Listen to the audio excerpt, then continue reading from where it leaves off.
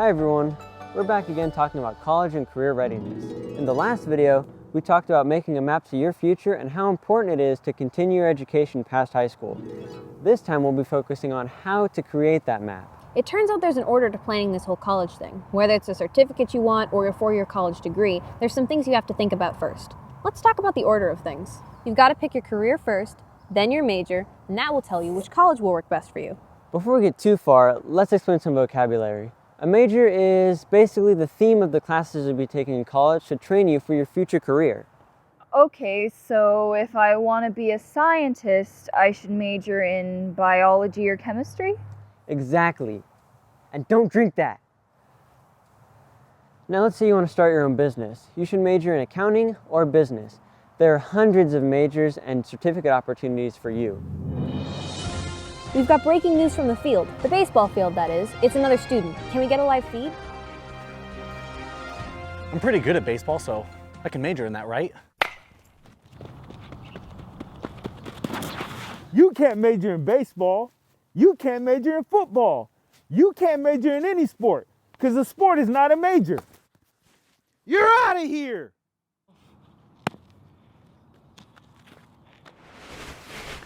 Son, let me give you a lesson here. Sports are great, but you don't major in sports. It's an activity that you do outside your classes. Your major is what prepares you for a career when you're done with sports. And now, back to you. Wow, sports don't count as a major. You learn something new every day. Yeah, and did you know this one? Not all colleges have the same major.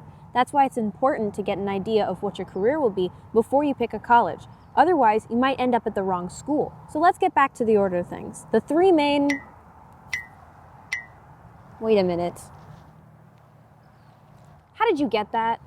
Career comes first, so how do I figure out what I want to do? We didn't expect you to know what career you want to go into at this age, but you can't just pick a career out of a hat. You have to start figuring out you. What are you interested in? What are your strengths? I mean, what are you good at? Start noticing when you get excited about things. What are those things? Do you bake the most awesome cookies and really enjoy it? Do your friends talk to you when they have problems? Are you like a future counselor? Do you like learning how to build computers or how to create websites? Do you like working with your hands building things? Start by noticing the things you like to do. And that can mean stepping outside of your comfort zone and trying new things to figure out who you truly are. Joining school clubs, volunteering, or even getting up on stage and singing. Why not? The more you do, the more you experience, the more you learn about you. Knowing yourself and what you're good at will help you choose a career that fits you. People who choose their career randomly or wait until last minute can get stuck in a job where they're miserable. Let's look at some people who are putting thought and research in. We're going to visit a student doing a job shout out to see if his love of helping people means emergency paramedic is the right career for him. Let's see how it's going. I'm excited to help people. Follow me. I want you to check out this patient's reactions. Oh, this is great. All right, take the blood pressure. All right, that's easy.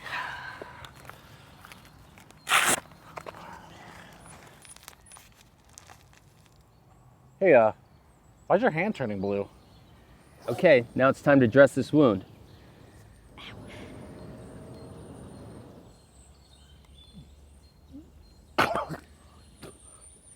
No, I'm out of here. Nope, blood is supposed to stay inside the body. I'm out of this place. Nope, I'm going home. I'm going home. Okay, back to you. Medic! Turns out he doesn't like blood, and the sight of his own vomit left him literally running from emergency medicine as a career. Now he's recovering and rethinking his career options. Let's check in with a student who thinks their future career might be as a singer. Yep, it's true. I'm gonna be the next Shawn Mendes. But don't worry, when I'm out there making my millions, I won't forget you. This is a little tidbit from my latest single. I see butterflies everywhere I go, everywhere I go, everywhere I go. Over here and over there, everywhere I go. Thank you to my fan.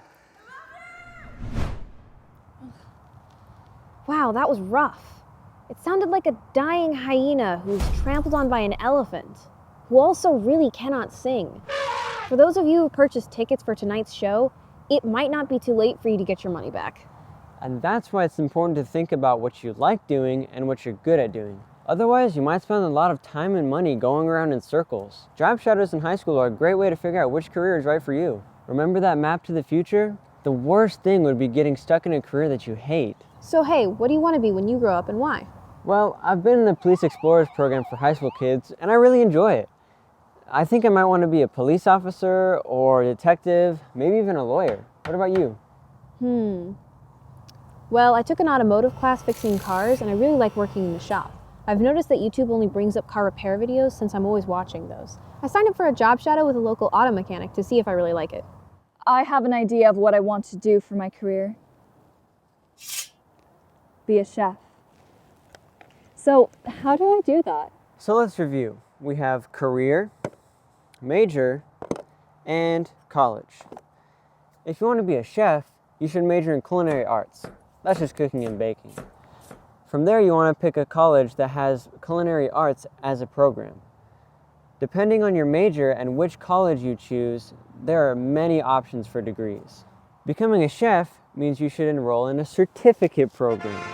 A certificate program is a one-year program dedicated to training you for the specific career that you want to go into. For example, there are programs for electricians, firefighters, nursing assistants, and chefs. There are hundreds of options out there, and you'll probably be making twice as much money as someone with a high school diploma because now you've got a skill that you can show your employer.